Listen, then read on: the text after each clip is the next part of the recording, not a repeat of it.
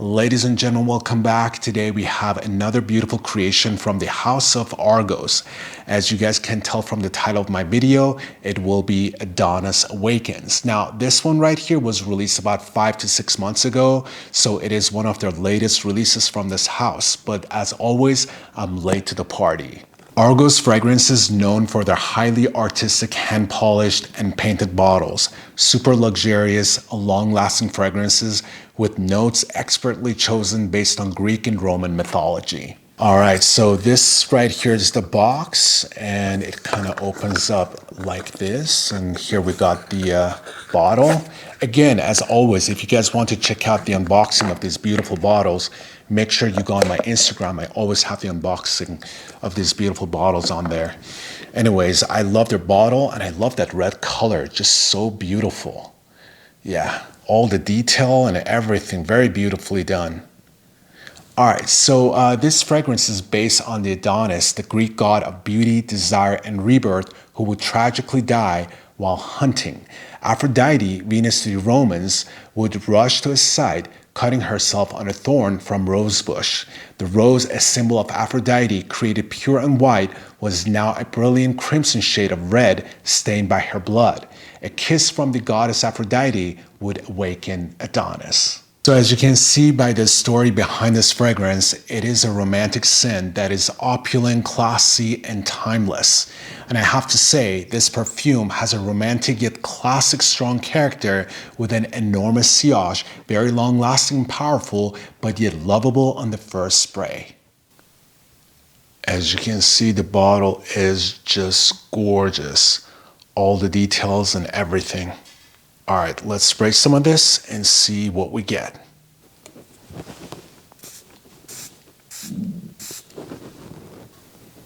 Adonis Awakens. A very different kind of a rose. Very powerful. I can smell in the whole house. It has enormous sillage. But I remember the first time when I sprayed this, I was like, I don't really get a rose scent here. It's not a rose fragrance. It's very different, and after wearing it a few times, I realized that I do get a little bit of rose, but again, it's done very different. That's what I love about it, because it's so unique, and it's very sexy, by the way. All right, so Adonis Awakens opens up with this uplifting and very spicy, citric, yet warm, sweet, and nutty or balmy nuances that has this velvety texture to it that screams the color red, just like the juice.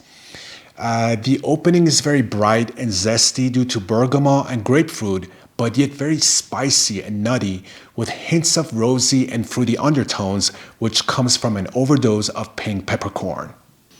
Yeah, as I mentioned earlier, this is definitely not a typical rose fragrance, but instead it is an oriental vanilla leather mid-season fragrance. It is an upscale, sophisticated, romantic, fruity, semi-floral, and woody type of a scent. This does not hit me as a classic rose fragrance, even though it has Bulgarian rose and rose absolute in it. Yeah, it hits me more of a reddish, citric, tangy, luscious, tart, and fruity rose type of a scent that is very opulent and westernized. So I do get the rose, but it is not like any other rose scent I've ever tried. To me, it is perfectly unisex, but the red color smell makes it lean a little bit more on the feminine side. And I also get a unique effervescent experience when I spray it as well. So for people that are not into rose fragrances, I would say this definitely a rose scent that you would want to try, because as I mentioned earlier, it is not your typical heady rose type of a perfume. It has been modernized by making it citric, fruity, tangy, tart, luscious, and effervescent with a velvety / leathery, sophisticated, woody, milky, and powdery / balmy texture base.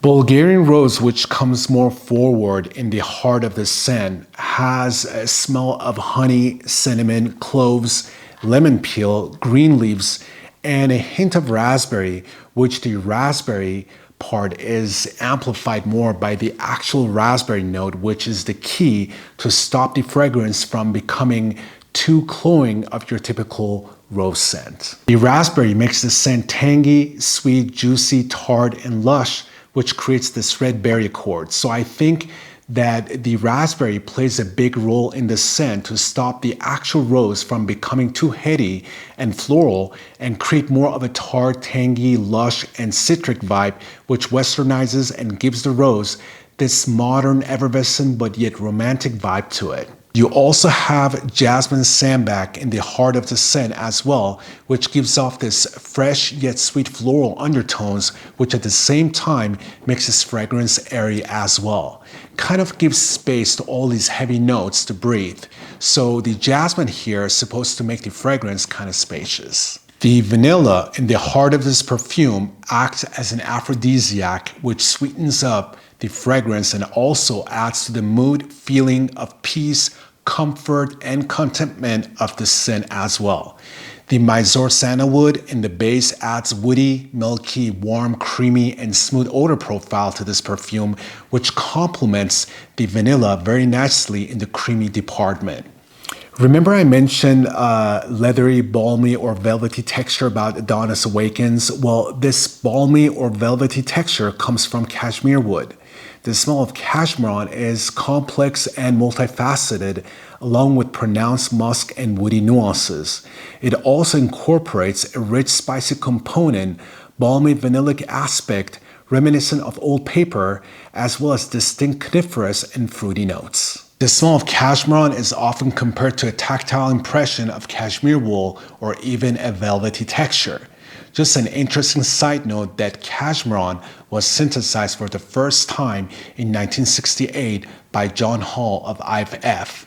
Yes, it is the same person who gave ISO-E Super to mankind. So all in all, this is a unique effervescent rose fragrance that is citric, bright with raspberry, which gives the effervescent cotton candy effect that negates the traditional rose effect.